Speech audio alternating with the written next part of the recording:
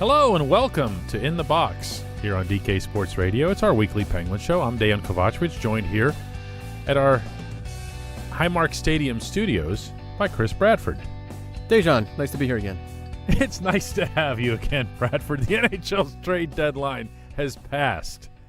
Mercifully, finally, after months of anticipation as to what the Penguins would do, they ended up getting a fifth-line center, if you will, in Josh Joris from the Hurricanes for Greg McKegg, who was basically the fifth or sixth-line center, I guess, depending on your perspective of Carter Rowney. And, of course, before that, Jim Rutherford made the big move in getting Derek Brassard. Yeah, I think Jim Rutherford did exactly as he said he was going to do. He said if he could get the depth center, Brassard meaning, not necessarily Joris, that he would be content with that. And then when he didn't do really anything else, I think the Penguins were fine with it. I think they really do believe they have a team that can win again. And, getting a guy like Brassard, I think, puts them in the best position to do that. Well, I'm not going to disagree with that. However, and this is going to be our first topic of the week, what happens and what comes of this defense? Because as you look at it right now, without Ian Cole, either Matt Hunwick or Chad Ruhwedel is your number 6. And, we can say that number 6s don't matter, except that we have seen this team, especially last year without Chris Letang, really balance out their ice time. And Ian Cole and all those guys would tell you that was a big part of their success, was that they were able to balance out ice time. I don't know how you do that and hide a 6. You know what I mean? Yeah, I think obviously they're going to need a better performance from Matt Hunwick. If he plays, should he even play? Yeah, I don't. No offense to Ruhwedel, I think he's probably the best option at this point. You give Hunwick an extended look. We might not agree here, Bradford. Oh no, Hunwick's the veteran guy. He's got more games. They brought him in free agency. They gave him the good money. He hasn't been a good fit so far. I mean, I that's not really breaking news there, but I'm not sure Ruhwedel at this point is that much better. Well, money. I mean, I understand that money plays, especially in the regular season, but it won't in the postseason. I mean, Mike Sullivan's not going to look at his roster in the morning before games 1 or 2, certainly not games 6 or 7, and say, you know what, Matt Hunwick's making more money than Ruhwedel. Chad Ruhwedel, I think there's a place for him in this top 6 over Hunwick. He's right-handed, and you could have Alexiak back on the left side, even though he's very comfortable on the right side. To me, and I'm interested in your thoughts on this, if Alexiak shows that he can play better with one or the other, that might be the determining factor more than the individual performances of those guys. You know what I'm saying? Yeah, and actually maybe more important than the stick hands. I mean, because obviously Alexiak being a right shot, those are kind of rare to have a right-handed defenseman. But that's actually a really good point with Alexiak, because he obviously found a chemistry with Ian Cole, and those guys really balanced out the Steelers, the Penguins' defense.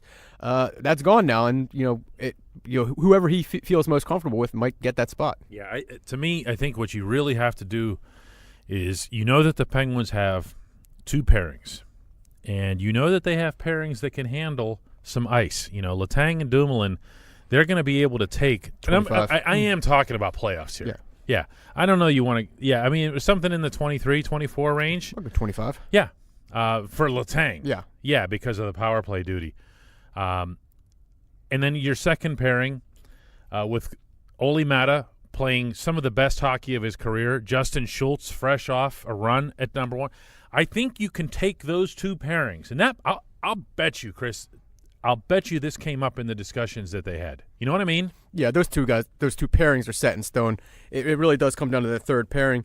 But how much they can play is what I'm talking about. Well, that's how much do you want to play? I mean, some teams. I remember the 2010 Flyers. I think was the last team that ever went with two pairs, and that was because they had Chris Pronger and Kimmo Timonen. Well, yeah, those guys could play 30 each. Yeah, right. Different story with Letang and Schultz, but you're going to have to play the third pairing, and I would assume they're going to have to play the same amount that Alexiak and Cole were playing. Might not be ideal, but you got to hope that Hunwick becomes the player that they thought they were getting. Yeah, I think that what you'll end up seeing here, you're not going to see the 30 minutes each between the 2 pairs, but I think over a 7-game series, remember Washington and they would have Dmitry Orlov when he was struggling back on the third pairing, and the Penguins went at the Sharks in the final a couple of years ago. And that awful third pairing that they had, and said every time those guys are on the ice. And that's the matchups that Mike Sullivan was looking for. In a 7-game series, you can expose a third pairing. And that's why I'd like to see Mike Sullivan in particular, because it's now his team. This is all now in his hands. Rutherford's part, for the most part, is done. He can look at not just who he has, but maybe bring up a couple of guys from Wilkes-Barre and throw them out there and see what you got and see who works with Jamie Oleksiak. Well, they do have a little bit of time. They do have about 20 games left before the playoffs start. You could bring in some guys. A few of them have been up over the course of the season. A guy like Frank Corrado, Andre Padan. He came up briefly. He didn't play. Actually, he got caught up and didn't play. Jared Tenorti's always been a guy who's been intriguing because of his pedigree. Mm-hmm. There's some other options, but I would have to admit they're all not great. No, they're not. I understand where the Penguins are coming from. Rutherford's an honest man. When he says that they believe in 3 or 4 guys down there being able to come up, I don't think he's lying or possibly even exaggerating. However, we're talking about the 20-game context that you just cited. What about Hunwick? Before we let him completely off the hook here. Because actually the whole segment's just been trashing Hunwick, like in parentheses. But yeah, he's been bad. I mean, there's no sugarcoating. He had a really bad turnover in the Carolina game. Even worse, actually, in the second game, the Florida game over the weekend. He was on the ice for the game-winning goal. Somewhere. He was somewhere on the ice. Yeah. He's obviously hasn't found that chemistry yet with Oleksiak. They haven't had a lot of time together.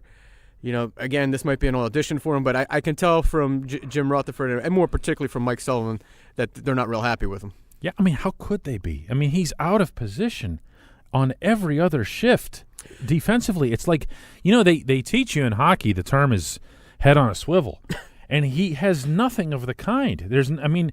You're out there against a guy, or the line in Florida the other night, the game that you covered down in Sunrise, the Alexander Barkov line, and the way Dadonov was finishing like he was Sergei Makarov, The Barkov kid is pretty good.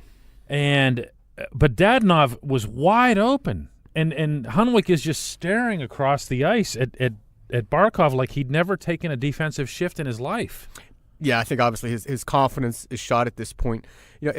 I don't know what the Penguins really saw in him to begin with. I mean, he was really good when he came up into the league with Boston, but that's going back now quite a few years. Yeah, he played Toronto last year. But playing defense in Toronto is an oxymoron, and it has been for only about 5.5 decades. Yeah. I don't know if the Penguins would ever admit they regret that contract, but he's still I bet you they do. He's still on the books for 2 more years, so I don't know what's going to happen with that. But again, I think in the meantime, he's got to step up his game, and he has a little audition here. I'll tell you what. It's going to be I'll tell you what. Yeah, I think at some point very soon you need to give Ruhwedel a chance and a look, because he's been out for such a long time. He hasn't deserved to be scratched. 2 months. Yeah. He hasn't deserved, like in a punitive way, to get scratched, but he needs to get back on the rink. He's a player who relies on his mobility, on his flexibility, and I'll tell you what, Ruhwedel's not a great positional defenseman either, but on his worst day, he's not what Hunwick was over the weekend. Oh, that's gotta hurt. Yeah. When we come back, more of In the Box, and we're going to look more up front of how the trade deadline will impact the Penguins.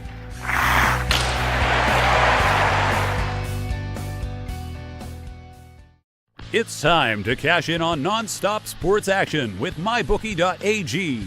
They have in-game live betting on nearly every sporting event, plus MyBookie.ag will match your deposit with a bonus up to 100%. With decades of expertise and no-hassle payouts, you'll experience the greatest customer service in the business, guaranteed. Use promo code DKRadio to activate your bonus of up to 100%. Call 844-900-BETS. Or visit mybookie.ag to open an account. Sign up today.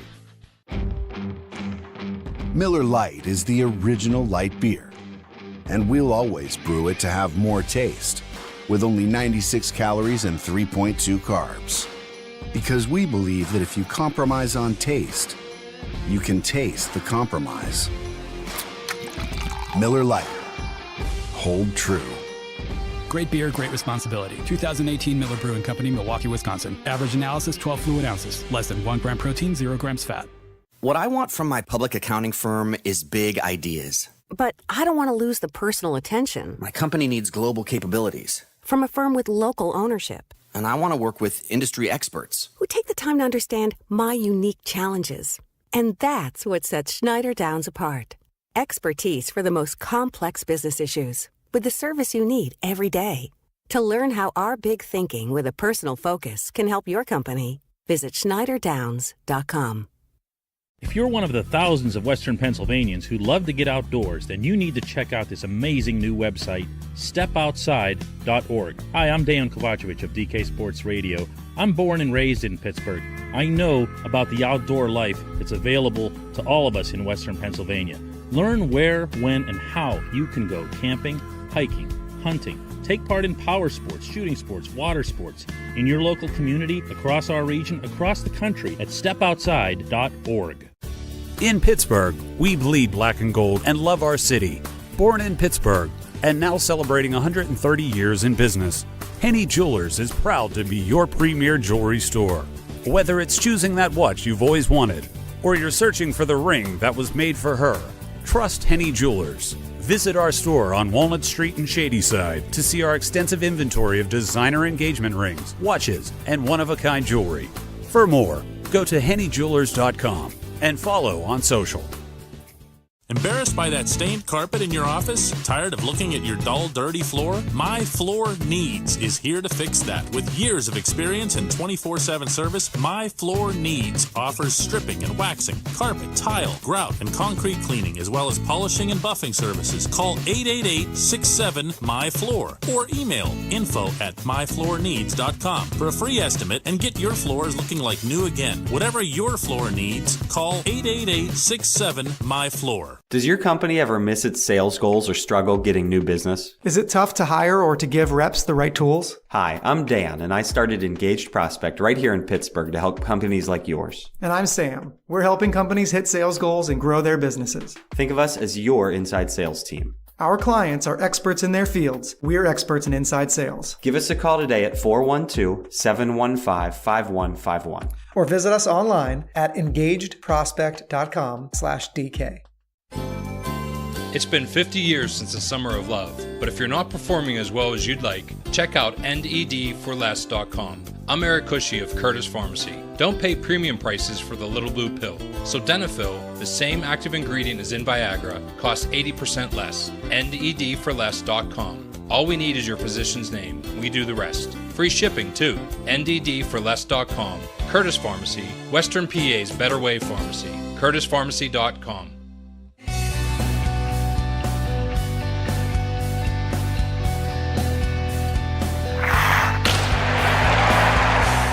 Welcome back to In the Box. I'm Dejan Kovacevic, joined here at our Highmark Stadium studios by Chris Bradford. The Penguins, fresh off the NHL trading deadline, in which they acquired a fifth-line or sixth-line center in Josh Joris. I'm not even ripping on a guy when I say that. He was with the Hurricanes. You just saw him in a locker room. Yeah, he was there Friday night. He actually played in that game. In Raleigh. In Raleigh, he did play. He was actually pretty good his rookie year with the Calgary Flames in 2014-15, I believe. He had 12 goals, 24 points. You know, for a player like that, that's not bad. It's. I mean, if he's got some two-way skills, and again, when you're a fringe center, you had better. You don't have the option to be a guy who can just say, hey, I can score you a handful of goals, and then you're out there on a fourth line. You got to be able to kill penalties. You got to be able to do everything. No, and I think we've seen that here in Pittsburgh, where the Penguins haven't had that. You look at a guy like Carter Rowney. He's been primarily in that fourth-line center role, and he hasn't really produced offensively. Or defensively. You could say that. I have. Okay. Well, it looks like Riley Sheahan, who, you know, let's face it, I thought for a little bit of time, I thought he was going to be the third-line center, but the Penguins obviously get Brassard, but now you move him back to fourth, and now you're pretty strong right down the middle. Yeah, and that's the thing that I want to talk about here, is that what happens, this effect that you have of these centers coming in, specifically Brassard, but what happens to the rest of the group? Now, presuming everyone's health, which you always have to do with these discussions, the important, maybe to some extent forgotten, variable in all this is how it would affect Sidney Crosby in the first line. Dominic Simon had some spotty successes with Sid up there. I think you and I can agree that, going 12 games without a goal and 11 of those games with no points at all, he earned his demotion, his return to Wilkes-Barre on Monday. Yeah, I mean, anytime you're playing with Sidney Crosby, you do have to produce. I mean, who's Crosby's wingers has always been there's been like a decade-long problem. He's never really had a guy, maybe Marian Hossa there for a little while and then Chris Kunitz for a little while. But looking at the Penguins lineup right now, you can see the second and third lines have really taken shape. And now Brassard comes in there, so something's got to give. Maybe they get Jake Gensel up with Sidney Crosby. It looks like that's the way it was in practice on Monday, where you had Gensel and Brian Rust up there. I'm sorry, don't tell me that those aren't good enough wingers for Sid. You know what I mean? Those guys can keep up with him. Mm-hmm. They can make plays with him. They can grind. They can cycle. They can finish. What am I missing here? They're conscientious, both of them. Well, I think you're missing consistency from the two of them. I think that's fair. Gensel's been, he has the talent, obviously. I think we've, ragged on him a good bit about the inconsistency. He does have 20 goals now. He's a guy who has a natural scoring touch. He has had chemistry with Crosby last spring, obviously, the big playoff run they had. Rust is kind of a jack of all trades. He definitely has the speed to keep up with Crosby. And he's starting to finish a little bit. Starting to feel a little bit better about himself. He was beating himself up there for the longest while.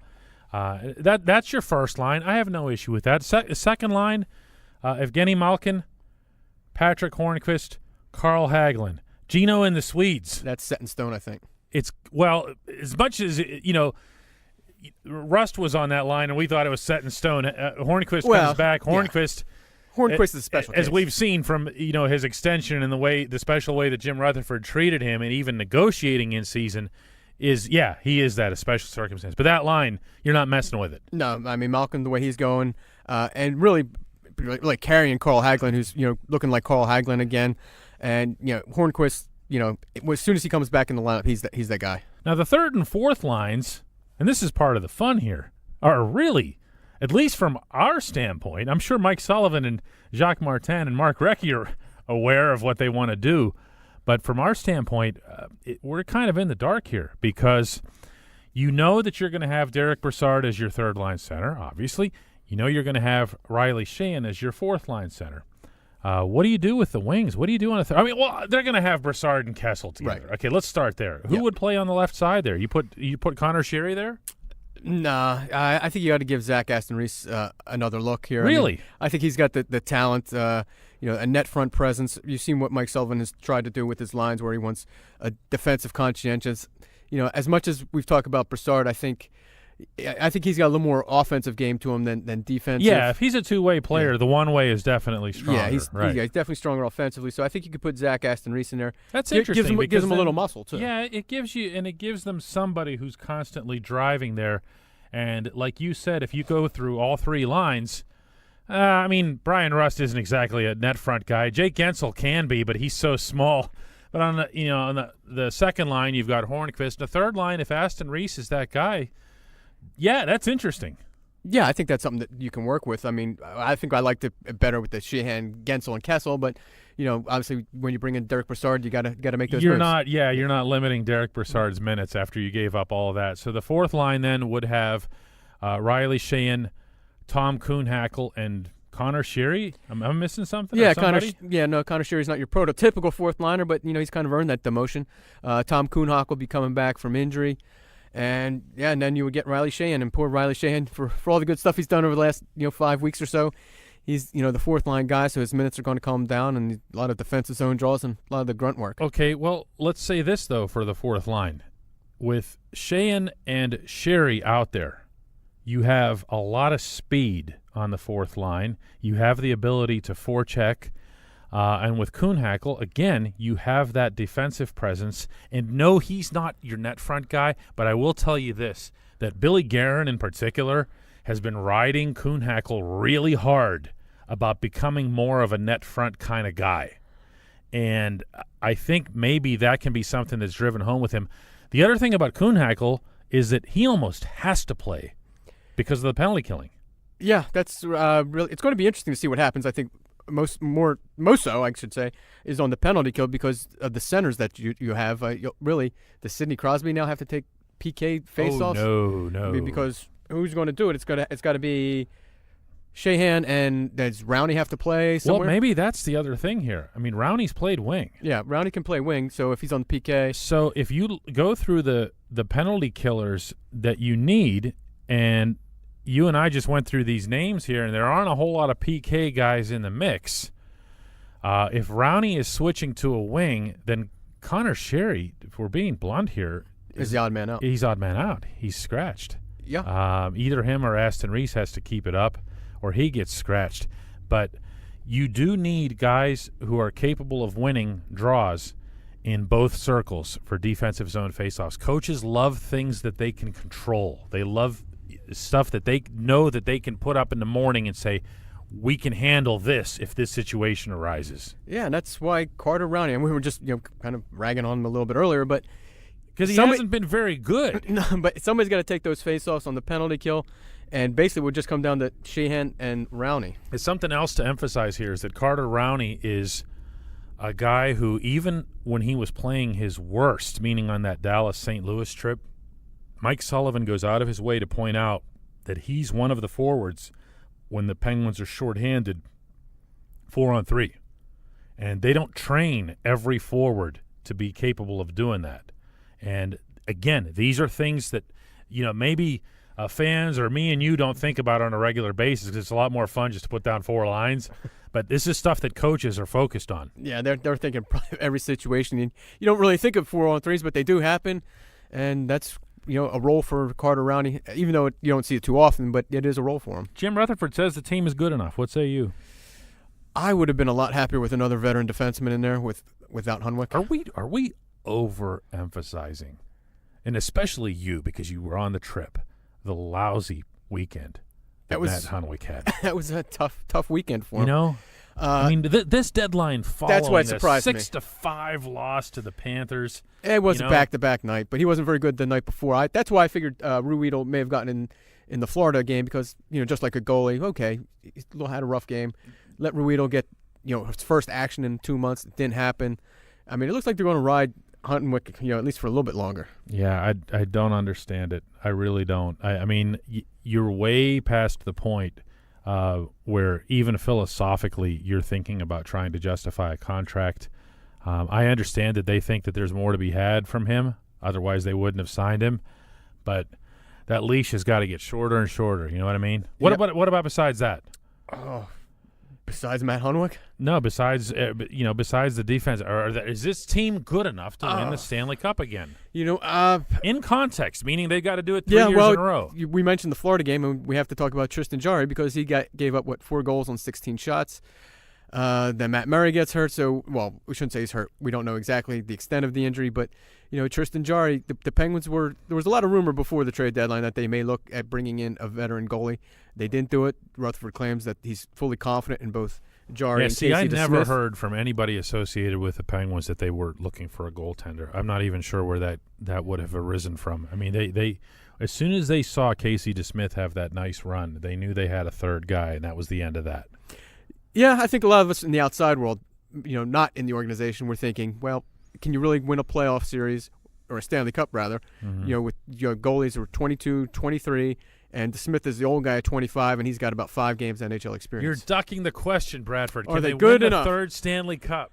Oh, after looking at what Tampa Bay did, they really bolstered themselves. That really is the biggest thing that happened at the deadline. Yeah. And you know what? I wrote about that in the morning. I said the one thing that everybody really needs to watch for here is what Steve Yzerman does. And here you get the 3 o'clock in the afternoon, and there's nothing there. And the one dude on TSN, on the Canadian broadcast, starts it was Nick Kiprioser. He starts cutting into the Lightning. Where were the Lightning? And Elliot Friedman's off to the side going, hang on, these aren't done yet. There are trades still in the queue. Pow. Yeah, they definitely improved their stock, which was already pretty good to begin with. Are the Penguins good enough to win a Stanley Cup? Maybe it depends on what the Lightning do. I mean, they still have to go through probably Boston and Toronto. That's going to be a very tough Atlantic division for them to come out of. Yeah, I mean, I can see where Boston and Toronto will at least wear them down, in different ways. Yeah, and that could help the Penguins in a potential conference final. They have beaten them before, although that was 3 years ago now. I'd like the Penguins' chances. I just would have liked them a lot more had they gotten that extra defenseman. Yeah, well, it's not too late to do that. Bring up some guys from Wilkes-Barre and have a look. Get Matt Hunwick off the ice. For Chris Bradford, I'm Dejan Kovacevic. You've been listening to In the Box, our weekly Penguins show, and this is DK Sports Radio.